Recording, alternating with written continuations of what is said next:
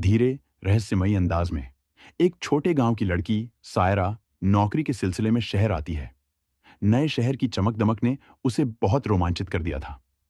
लेकिन सायरा को यह नहीं पता था कि उसका नया किराए का घर उसके जीवन की सबसे बड़ी रहस्य की चाबी होने वाला है। साहसिक कदम, घर में प्रवेश। सायरा अपने नए घर में कदम रखती है। घर पुराना था, दीवारों पर समय के धब्बे और दरवाजों पर जंग लगी हुई। लेकिन सबसे अजीब बात थी घर का जिम, जो अजीब तरह की सजावट से भरा था। पुराने दर्पण, धूल भरी मशीनें और एक पुरानी ताबीज जो दीवार में लगी थी। पहली रात जब वह सोने जाती है, उसे हल्की फुसफुसाहट सुनाई देती है, जैसे कोई धीरे से उसका नाम ले रहा हो। सायरा। पहली अजीब घटना। अगले दिन जब सायरा जिम में जाती है, मशीनें अपने आप हिलती दिखाई देती हैं। दर्पण में उसकी परछाई अचानक अजीब सी हिलने लगती है। उसे डर लगने लगता है, लेकिन वह सोचती है शायद यह बस उसके तनाव की वजह है। लेकिन रात होते ही फुसफुसाहटें फिर शुरू हो जाती हैं। इस बार आवाज थोड़ी ज्यादा स्पष्ट थी।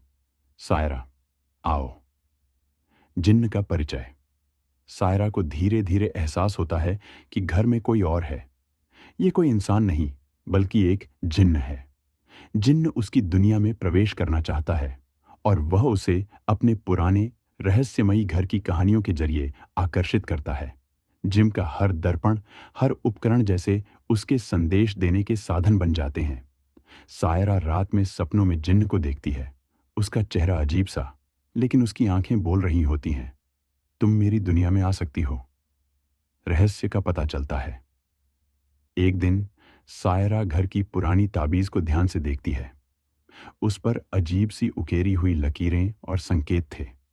वह समझ पाती है कि यह ताबीज घर में रहने वाले जिन्न को बांधने के लिए बनाई गई थी। लेकिन ताबीज कमजोर हो चुका था और जिन्न, जो लंबे समय से इस घर में बंद था, अब पूरी तरह आजाद होने की कोशिश कर रहा था। सस्पेंस और ट्विस्ट। सायरा रात को जिम में जाती है, हिम्मत दिखाने के लिए। तभी वह महसूस करती है कि हर मशीन उसके चारों तरफ खुद ब खुद घूम रही है और दर्पण में उसका चेहरा नहीं, बल्कि जिन्न का चेहरा दिखाई देता है। जिन्न कहता है, तुमने मुझे देखा, अब तुम्हें मेरी दुनिया का हिस्सा बनना होगा। सायरा चिल्लाती है, लेकिन उसकी आवाज खाली कमरे में खो जाती है। वह महसूस करती है कि घर के हर कोने में जिन्न का कब्जा बढ़ रहा है। क्लाइमैक्स।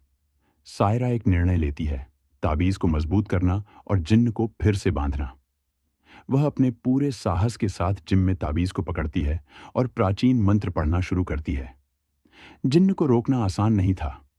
कमरे में हवा घूमती है, मशीनें गिरती हैं, लेकिन अंत में ताबीज चमक उठती है।